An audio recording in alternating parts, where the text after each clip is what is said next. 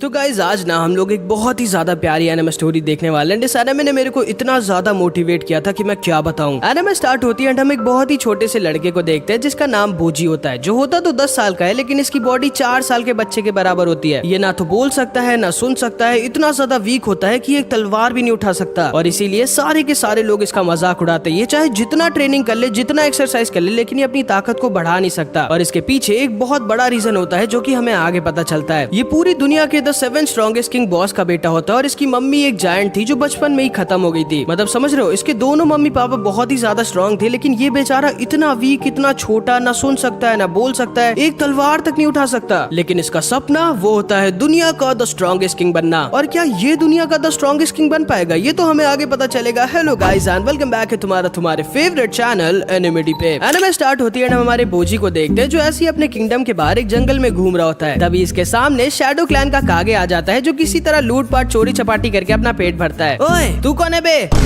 इतना गंदा ignore. And कागे भोजी को जाकर रोक देता है। कौन हो तुम और तुम्हारी हिम्मत कैसी मुझे इग्नोर मारने की। लेकिन भोजी तो गूंगा होता है इसलिए फिर से कुछ नहीं बोलता। तुम्हारे में ऐठन बहुत है। हाँ कोई बात नहीं, अब चुपचाप मुझे अपने सारे कपड़े और पैसे दे दो। क्या बोल रहे हो बे, एक मिनट। एंड अब जाके कागे को समझ में आता है कि भोजी बोल नहीं सकता। क्या तुम सुन भी नहीं सकते, तो फिर तुम मेरी बातों को कैसे समझ रहे हो। मेरे लिप से। एंड असल में बोजी लोगों की लिप की मूवमेंट को देखकर समझ जाता है कि सामने वाला क्या बोल रहा है। चलो इसका तो समझ में आता है लेकिन मैं कैसे समझ पा रहा हूँ कि ये क्या बोल रहा है। चलो कोई नहीं, अब चुपचाप अपने सारे कपड़े मुझे दे दो। एंड फिर बोजी अपने सारे के सारे कपड़े कागे को दे देता है। बहुत अच्छे, अगर ऐसे ही कल भी तुम मेरे लिए कपड़े लाओगे तो आज मैं तुम्हें जाने दूंगा। ठीक है भाग जाओ यहाँ से। एंड फिर बोजी कागे को बाय कह के वहाँ से चला जाता है। लेकिन जब ये वापस जा रहा होता है तब इसके किंगडम के सारे लोग इस पर हंस रहे होते हैं और इसका मजाक उड़ा रहे होते हैं। फिर अगले दिन हम देखते हैं कागे उसी जगह पर बोजी का इंतजार कर रहा होता है। एक मिनट, कहीं वो सोल्जर्स के साथ मुझे पकड़ने ना आ जाए। एंड तभी इसे बोजी की आवाज आती है और ये छुप जाता है। लेकिन बोजी बिना किसी सोल्जर के बहुत सारे कपड़ों को पहन कर आया होता है कागे को देखने के लिए। एंड कागे को देख के ये उल्टा बहुत खुश हो जाता है। ओए तुम इतना खुश क्यों हो रहे हो, मैं तुम्हें लूट रहा हूँ, तुम्हें पता नहीं है क्या। क्या तुम्हें मुझसे बात करना अच्छा लगता है। एंड असल में बोजी को कागे बहुत अच्छा लगने लगा था क्योंकि ये पहला था जिसे बोजी की बातें समझ में आ रही थी। ठीक है अब चुपचाप अपने सारे कपड़े मुझे दे दो। अच्छा वैसे तुम्हारा नाम क्या है। ओ तुम्हारा नाम बोजी है। क्या कल भी तुम मेरे लिए कपड़े लाओगे। ठीक है जैसी तुम्हारी मर्जी। एंड फिर बोजी अगले दिन भी कागे के लिए ढेर सारे कपड़े लाता है। एंड कागे को देखकर बहुत ज्यादा खुश हो जाता है। एंड कागे भी थोड़ा सा शर्मा जाता है। एंड फिर इन दोनों की थोड़ी बातें होती हैं। ओह तो तुम उस कैसल के प्रिंस हो। क्या तुम इस दुनिया के स्ट्रॉन्गेस्ट किंग बनना चाहते हो।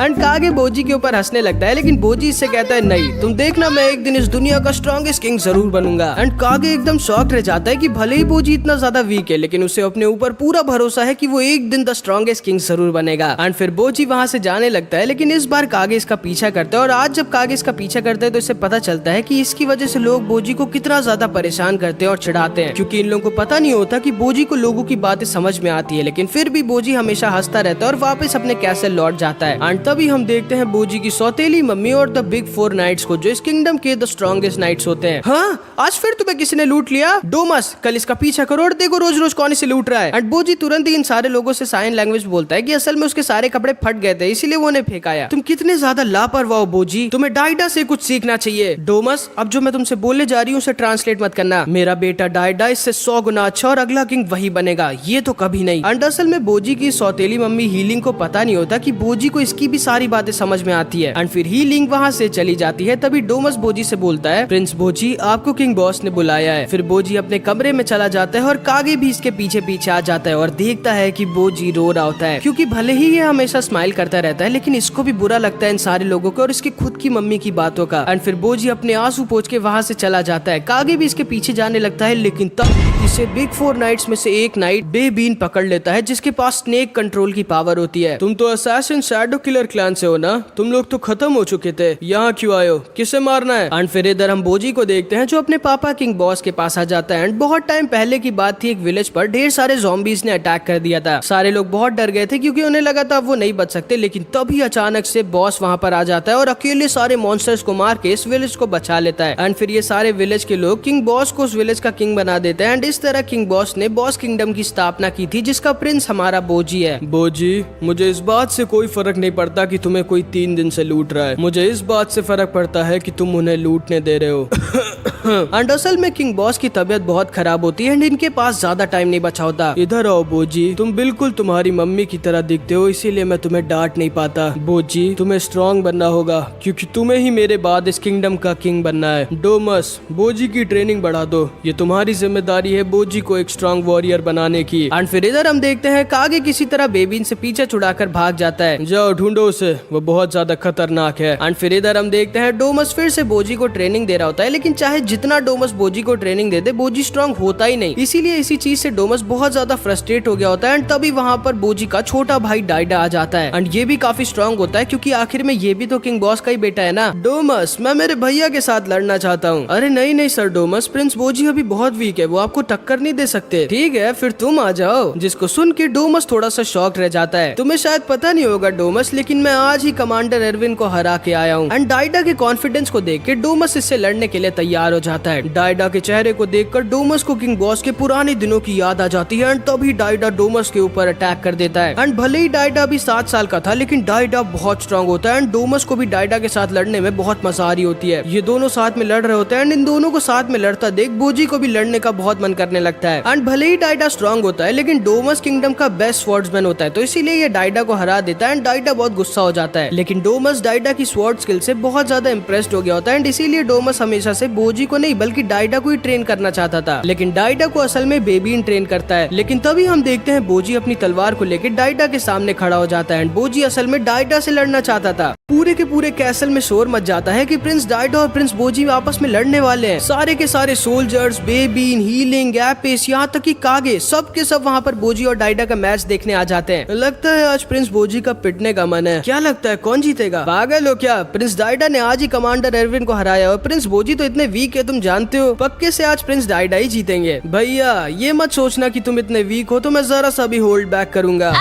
एंड तभी इन दोनों का मैच स्टार्ट हो जाता है एंड डाइडा पूरी ताकत से बोजी के ऊपर अटैक कर देता है। इन सारे लोगों को लग रहा होता है कि बोजी कहाँ ही जीत पाएगा डाइडा से, वो इतना ज्यादा वीक है कि एक तलवार भी नहीं उठा सकता। लेकिन तभी बोजी डाइडा के अटैक को डॉज कर देता है एंड डाइडा को उल्टा अपनी तलवार से मार देता है। एंड भले ही बोजी के अटैक में जरा सा भी दम नहीं होता, लेकिन पहली स्ट्राइक बोजी की ही लगी होती है डाइडा के ऊपर। एंड ये सारे के सारे लोग एकदम शॉक्ड रह जाते हैं। डाइडा एकदम गुस्सा हो जाता है, फिर अपनी फुल स्पीड ऑफ पावर से बोजी के ऊपर कंटिन्यूअसली अटैक करने लगता है। लेकिन इसका एक भी अटैक बोजी को छू नहीं रहा होता। एंड असल में कहते हैं ना, भगवान जब कुछ लेते हैं तो कुछ देते जरूर है। एंड वही होता है बोजी के साथ। भले ही हमारा बोजी ना बोल सकता है ना सुन सकता है और इतना ज्यादा वीक होता है कि एक तलवार भी नहीं उठा सकता, लेकिन बोजी की स्पीड और रिफ्लेक्स एक आम इंसान से बहुत बहुत ज्यादा फास्ट होता है। बोजी आसानी से डाइडा के सारे अटैक्स को डॉज कर रहा होता है, वो उल्टा इसको धीरे धीरे अपनी स्वॉर्ड से मार रहा होता है। डाइडा परेशान हो गया होता है क्योंकि इसका एक भी अटैक बोजी को लग ही नहीं रहा होता है एंड इसने अपने बड़े भाई बोजी को कुछ ज्यादा ही हल्के में ले लिया था। एंड हमारा बोजी इसकी फुल बेइज्जती कर रहा होता है एंड बोजी की फाइट को देख के कागे भी बहुत खुश हो जाता है। लेकिन तभी डोमस इन दोनों की फाइट को रोक देता है एंड बोजी से साइन लैंग्वेज में बोलता है कि वो इस तरह से नहीं लड़ सकता। बोजी को अब डाइडा के अटैक को डॉज नहीं करना है बल्कि अपनी तलवार से रोकना पड़ेगा। एंड हम लोग तो जानते हैं कि बोजी में बिल्कुल भी ताकत नहीं होती, तो इसलिए वो डाइडा के अटैक्स को नहीं रोक सकता। इन दोनों की फाइट फिर से स्टार्ट होती है एंड डोमस ने बोजी को वही करने से रोक दिया था जिसमें ये अच्छा था। एंड फिर डाइडा बोजी को पूरी ताकत से बहुत ज्यादा मारने लगता है। वो बोजी से अपना पूरा का पूरा बदला लेने लगता है, लेकिन डोमस इन दोनों की फाइट को रोक नहीं रहा होता। बोजी बहुत ज्यादा इंजर्ड हो जाता है, लेकिन हार नहीं मान रहा होता और बार बार किसी तरह खड़ा हो रहा होता है। एंड डाइडा उतना ही ज्यादा ताकत से बेचारे बोजी को मार रहा होता है। एंड बोजी को इतना ज्यादा पिटते देख कागे को अपना पास्ट याद आ जाता है। कागे सन किंगडम के शैडो क्लैन का था एंड इसके शैडो क्लैन के ऊपर लाइट क्लैन वालों ने झूठा इल्जाम लगा दिया था कि शैडो क्लैन वाले किंग को मारना चाहते हैं। एंड इसी वजह से किंग ने ऑर्डर दे दिया था सारे के सारे शैडो क्लैन के मेंबर्स को खत्म कर देने का। सोल्जर्स ढूंढ ढूंढ के शैडो क्लैन के लोगों को मार रहे थे एंड कागे की मम्मी किसी तरह कागे को बचा के वहाँ से भाग रही थी। लेकिन कागे की मम्मी समझ जाती है कि ये दोनों इतने सारे सोल्जर से बच के नहीं भाग सकते। कागे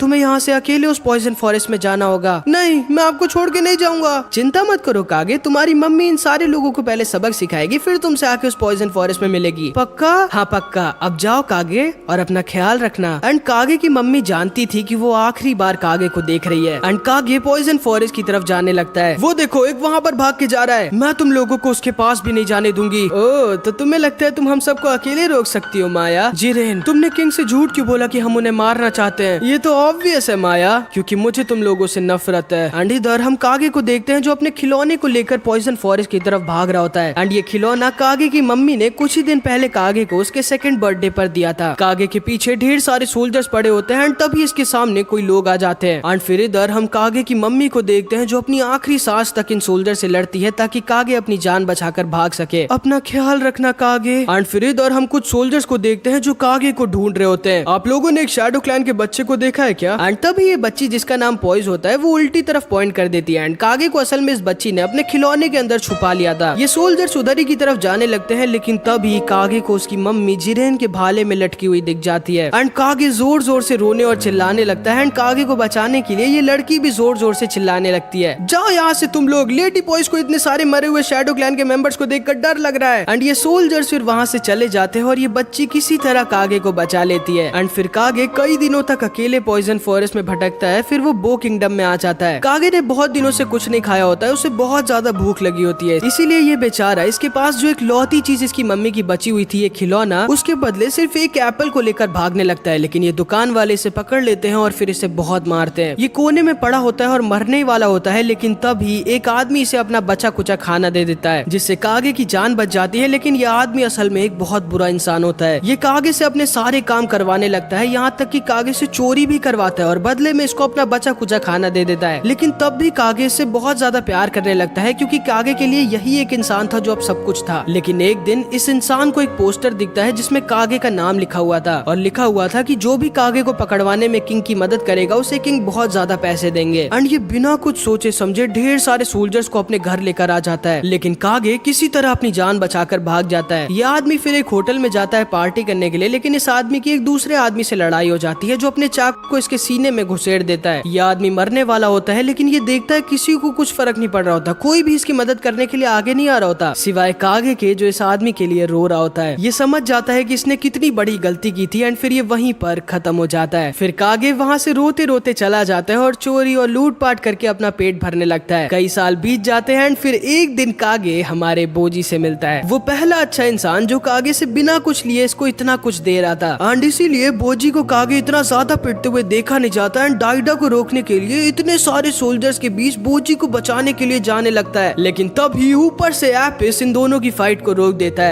सर डाइडा इस फाइट को जीत गए हैं एंड बोजी फिर वहीं पर अधमरा होकर गिर जाता है। एंड फिर इधर हम डाइडा और बेबीन को देखते हैं। ज्यादा बन रहा था भैया, मैंने उसे इतना इंजर्ड कर दिया है कि अब वो जल्दी दोबारा ठीक नहीं होने वाला। सब कुछ मिरर के प्लान के मुताबिक हो रहा है। एंड असल में डाइडा के पास एक मैजिक मिरर होता है जो इसकी अगला किंग बनने में मदद कर रहा होता है। एंड फिर इधर हम डोमस और बोजी को देखते हैं एंड बोजी बहुत ज्यादा इंजर्ड होता है। माफ करिएगा मुझे प्रिंस बोजी, मैं जानता हूँ कि आपसे ज्यादा फास्ट रिफ्लेक्स और स्पीड इस किंगडम में किसी के पास नहीं है, लेकिन आप सिर्फ उन दोनों से एक स्ट्रॉन्ग वॉरियर नहीं बन सकते, आप असल में कभी भी स्ट्रॉन्ग नहीं बन सकते। एंड फिर डोमस वहाँ से चला जाता है। थोड़ी देर बाद जब बोजी होश में आता है तो उसे सारे लोगों की बातें याद आने लगती है। वो बहुत ज्यादा दुखी हो जाता है और अपने आप को बिस्तर से नीचे गिरा देता है और जाकर इस स्वॉर्ड को उठाने की कोशिश करने लगता है। बोजी बहुत ही ज्यादा कोशिश करता था अपने ताकत को बढ़ाने के लिए लेकिन इससे नहीं हो पाता। ये अपनी ताकत को नहीं बढ़ा सकता चाहे ये जो कर ले। बोजी को सारे लोगों की बातें बार बार याद आ रही होती है और इसे बहुत ज्यादा दर्द हो रहा होता है। इसे समझ नहीं आ रहा होता कि आखिर ये क्या करे, कैसे अपने आप को स्ट्रॉन्ग करे अपने सपने को पूरा करने के लिए। एंड बोजी वहीं पर फूट फूट कर रोने लगता है। लेकिन तभी कागे इसे पीछे से बुलाता है। बोजी तुरंत ही कागे की आवाज को सुनकर अपने आंसू पोंछ लेता है और हमेशा की तरह झूठी स्माइल करने लगता है और कागे को अपने कपड़ों की तरफ इशारा करने लगता है कि कागे वहाँ से जाके अपने कपड़े ले ले। लेकिन तभी कागे इससे बोलता है, नहीं, मैं यहाँ तुम्हारे कपड़े लेने नहीं आया हूँ बोजी, मैं तुम्हें यहाँ बताने आया हूँ कि तुम बहुत ज्यादा स्ट्रॉन्ग हो और आज का मैच तुम ही जीते हो। जिसको सुन के बोजी बहुत खुश हो जाता है। एंड हम फिर से कागे के पास का थोड़ा बहुत झलक देखते हैं। मम्मी, हम लोगों को क्यों मारते हैं? क्योंकि इसीलिए हमें भगवान ने बनाया है कागे, ये हमारा काम है। एक दिन तुम्हें भी किसी एक इंसान को चुनना होगा और वो तुमसे जो भी कहे तुम्हें वो करना होगा, चाहे वो तुम्हें खुद को मारने के लिए क्यों ना कहे। तुम्हें उस इंसान की अपनी आखिरी सांस तक ध्यान रखना होगा। बोजी, मैं जानता हूँ तुम्हें थोड़ा सा अजीब लगेगा ये सुन के, लेकिन अब से मैं हमेशा तुम्हारे साथ रहूंगा। आज से तुम मेरे दोस्त हो बोजी और मैं तुमसे वादा करता हूँ कि मैं तुम्हारा सपना जरूर पूरा करवाऊंगा। एंड इस तरह से हमारे बोजी को उसका पहला और सच्चा दोस्त मिल जाता है। बोजी बहुत ज्यादा खुश हो जाता है और खुशी के मारे रोने लगता लगता है। फिर रात में हम देखते हैं अचानक से बोजी के पास एक औरत आती है एंड अपनी पूरी ताकत से बोजी को पूरा हील कर देती है। फिर कागे ऐसे ही कैसल में घूम रहा होता है, लेकिन इस बार बेबीन कागे को घेर लेता है एंड इसे पकड़ लेता है। एंड फिर अगले दिन हमें पता चलता है कि प्रिंस बोजी और प्रिंस डाइडा के पापा किंग बॉस खत्म हो गए एंड किंग बॉस ने मरने से पहले प्रिंस बोजी को इस किंगडम का अगला राजा बना दिया होता है। एंड तभी अचानक से किंग के मुंह से एक अजीब सा और बहुत ही ज्यादा डरावना डीमन बाहर निकलता है, जिसको देखकर ये सारे लोग डर जाते हैं। ये डीमन बोजी की तरफ अपनी उंगली पॉइंट करता है और जोर जोर से हंसने लगता है एंड फिर ये वहाँ से गायब हो जाता है। किसी को भी समझ में नहीं आ रहा होता कि ये क्या था। एंड फिर हम डाइडा को देखते हैं जो भागते हुए अपने मिरर के पास जाता है। मिरर, तुमने तो कहा था कि मैं अगला किंग बनूंगा, लेकिन मेरे पापा ने तो भैया को अगला किंग बना दिया। चिंता मत करिए प्रिंस डाइडा, आप ही इस किंगडम के अगले किंग बनेंगे। एंड अगले दिन हम देखते हैं बॉस किंगडम की सारी जनता आई होती है बॉस किंगडम के नेक्स्ट किंग के अनाउंसमेंट के लिए। बोजी तैयार होता है अपनी रिस्पॉन्सिबिलिटीज को एक्सेप्ट करने के लिए, लेकिन तभी ये सेनापति बोलता है किंग बॉस ने बॉस किंगडम के जिस अगले किंग को चुना है वो है प्रिंस डाइडा।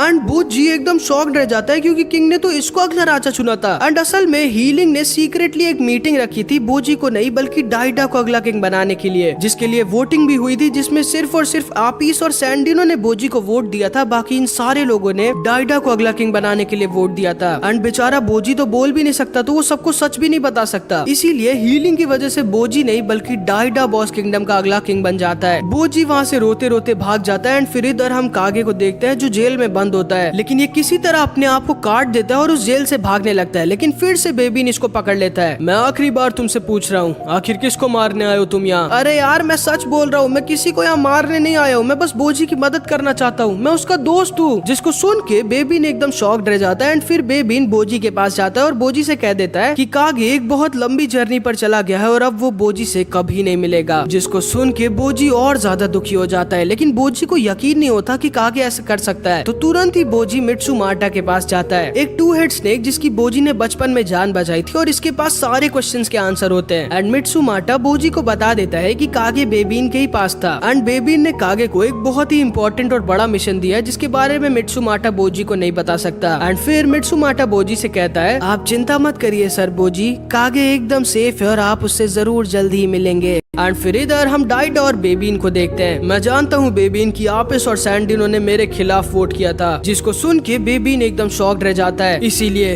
बेबीन मैं तुम्हें ऑर्डर देता हूँ, जाके आपिस और सैंडिनो को मार दो। एंड क्योंकि बेबीन बहुत ज्यादा वफादार होता है इसलिए आपिस को मारने आ जाता है। इन दोनों में बहुत तगड़ी फाइट होती है, लेकिन आखिर में आपिस किसी तरह बेबीन के सीने में अपना उछेड़ देता है एंड बेबीन वहीं पर अधमरा होकर गिर जाता है। एंड फिर हम एपिस को देखते हैं जो बोलता है मैं प्रिंस बोजी को अगला किंग बना के रहूंगा। एंड फिर इधर हम बोजी को देखते हैं जो अकेले बैठा होता है एंड ये डिसाइड करता है कि ये भी एक जर्नी पर जाएगा कागे को ढूंढने के लिए। ये तुरंत ही हीलिंग के पास जाता है परमिशन लेने के लिए, लेकिन हीलिंग इसे मना कर देती है और कहती है अकेले ट्रिप पे जाना तुम्हारे बस की बात नहीं है। एंड फिर बोजी को ये बहुत डांट भी देती है एंड बोजी वहाँ से रोते रोते भाग जाता है, लेकिन बोजी को अब कोई नहीं रोक सकता था, इसीलिए ये कपड़ों की रस्सी बनाकर इस कैसल से नीचे भागने का प्लान बनाता है। लेकिन तभी हीलिंग और ड्रूसी वहाँ पर आ जाता है एंड बोजी को ऊपर खींचने लगता है, लेकिन बोजी ऊपर नहीं जाना चाहता था एंड वो जोर जोर से हिलने लगता है जिसकी वजह से रस्सी खुल जाती है एंड बोजी नीचे गिर जाता है एंड हीलिंग इसके पीछे कूद जाती है, लेकिन ड्रूसी इसे पकड़ लेता है। बोजी किसी तरह एक कैसल की दीवार को पकड़ लेता है, लेकिन वो दीवार इससे छूट जाती है एंड बोजी नीचे आकर गिर जाता है और थोड़ा सा इंजर्ड हो जाता है। एंड तभी हीलिंग इसके पास भागते हुए आती है और अपनी पूरी जान लगाकर बोजी को हील करने लगती है। एंड असल में उस रात को भी बोजी को हीलिंग ने हील किया था। एंड फिर हम हीलिंग और बोजी के पास को देखते हैं जब हीलिंग किंग बॉस से नई नई शादी कर इस कैसल में आई थी। एंड चाहे हीलिंग जितना भी ट्राई कर ले लेकिन बोजी इससे बात ही नहीं करता था। फिर एक दिन ये दोनों ऐसी बगीचे में बैठे थे, लेकिन तभी मित्सुमाटा बोजी के पास आ जाता है जो कि बहुत ज्यादा इंजर्ड होता है एंड ये बोजी को काट लेता है, लेकिन हीलिंग बोजी को बचा लेती है और मित्सुमाटा को एक जोर की लात मारकर दूर फेंक देती है। लेकिन बोजी उल्टा मित्सुमाटा के लिए ही रोने लगता है क्योंकि असल में बहुत ज्यादा काइंड होता है। एंड बोजी को रोता देख हीलिंग से रहा नहीं जाता एंड ये मित्सुमाटा को अपनी मैजिकल पावर से हील कर देती है। एंड इस तरह हीलिंग मित्सुमाटा की जान बचा लेती है, जिसको देखकर बोजी बहुत ज्यादा खुश हो जाता है। एंड फिर ये दोनों के दोनों हर वक्त हमेशा साथ में घूमने लगते हैं एंड बोजी को क्वीन हीलिंग बहुत अच्छी लगने लगती है। एंड असल में हीलिंग बोजी से भी बहुत प्यार करती थी, लेकिन जब डाइडा हुआ तो वो उसका खुद का बेटा था, इसीलिए डाइडा को बोजी से थोड़ा ज्यादा प्यार करने लग गई। लेकिन इसका ये मतलब नहीं कि ये बुरी है, ये बोजी से भी बहुत प्यार करती है क्योंकि आखिरी में भले ही बोजी इसका खुद का सगा बेटा नहीं है, लेकिन बोजी इसका पहला बेटा जरूर है। एंड फिर हीलिंग बोजी को उसकी जर्नी पर जाने के लिए अलाउ कर देती है, लेकिन एक शर्त पर कि बोजी के साथ डोमस और हॉकुरो भी जाएंगे। एंड फिर बोजी अपनी जर्नी पर निकल जाता है, लेकिन पता नहीं क्यों हीलिंग को कुछ सही नहीं लग रहा होता। इसे पता नहीं क्यों लग रहा होता है कि ये बोजी को आखिरी बार देख रही है। एंड फिर इधर ऊपर हम डाइडा को देखते हैं जो स्माइल कर रहा होता है। एंड अगले पार्ट में जो होने वाला है वो बहुत ही ज्यादा शॉकिंग होगा।